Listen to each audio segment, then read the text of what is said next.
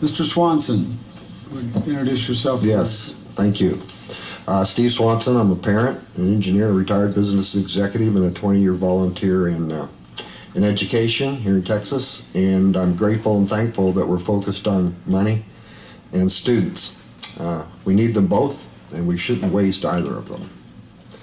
I want to point out that I believe Texas has the capability and the opportunity and responsibility to lead our nation in governing education, to rise above what we currently have going on in the dynamic of politics.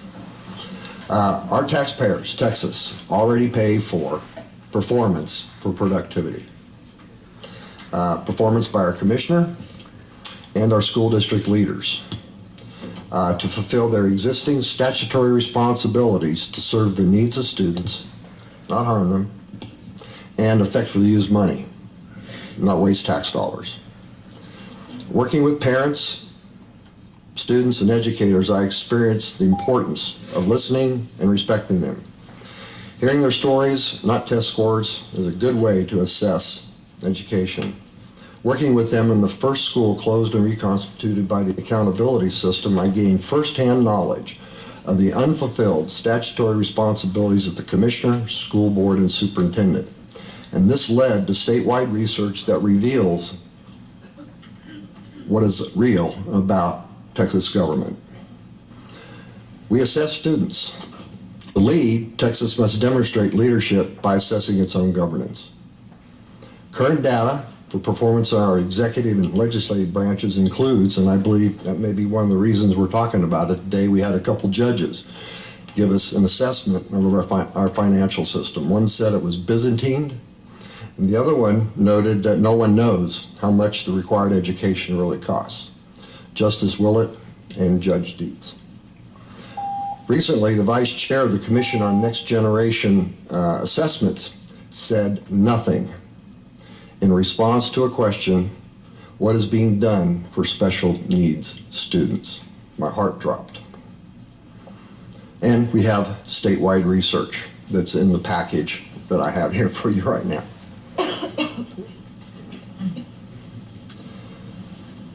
I believe we, Texas, can and must seize our opportunity to save lives and money by becoming a leader in governing education, and encourage us to stop spending time and money on student-focused assessment and accountability systems, including the work of the Next Generation Assessment and Accountability Commission.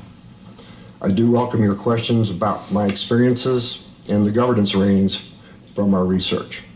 Thank you. Thank you, Mr. Swanson. Any questions? And Dr. Huff, I will ask you one thing. You were here earlier, you heard the testimony we had, and you've certainly seen schools that have various levels of performance with similar situations. So don't you think it's worthwhile to identify those schools that are not doing as well with the same circumstances as someone else? Now you're referring to the schools that are doing very well with situations as I highlighted. Right. Yeah. They're worth looking at, absolutely. Sure, what are they doing? Yeah. I would love to look at it. However, if you have an accountability system that is based on performance on a test, then you're going to have teachers teaching to the test, and you're going to have limited knowledge, you're going to have limited information being taught because they're teaching to the test. Well, but we have tests like the SAT and the ACT. Sure, that's a measure. No one complains about teaching to that test. I mean, we may be talking about which test. Yeah, but we've got to have some type of accountability. Every student takes a test. Sure, of course we do. But the SAT and ACT, then you're not talking about them being graded and judged on the state level by how their outcomes are on SAT and ACT. Well, we may be. Well, you may be, yeah. That may be a factor. That's what I'm talking about. We're talking about looking at how we and that's part that. of the commission report. Yeah, right. And I'm on that commission. I know you are, yeah. But this is what the... We're anxious to hear what the findings are with the commission. Very anxious. And I know you've put out your first draft. Well, it's been a great experience and to hear from all the stakeholders. But, I mean, that's what we're trying to find. We're doing a lot of things well overall, but there's things we could do better, and that's what we're trying to find out where those are. But just keep in mind, when I see your thing about no accountability, I have a real problem with it. Performance-based accountability system. Because Okay? we do have some situations where the current people were not doing a good job for the students, and they've had some type of change, and the students are doing And far that can better. be handled individually at a leadership level. But somebody you has to be can't- looking over you it to can't- make sure that Well, TEA, happens. of course, can be looking at it, absolutely. But they have to have some way to measure, that's what I'm saying. So you have to have some way of measuring Do what's you? going on. Do you have to perform and measure your outcomes on a test to know what's happening in the classroom? You probably didn't go to an education system like that.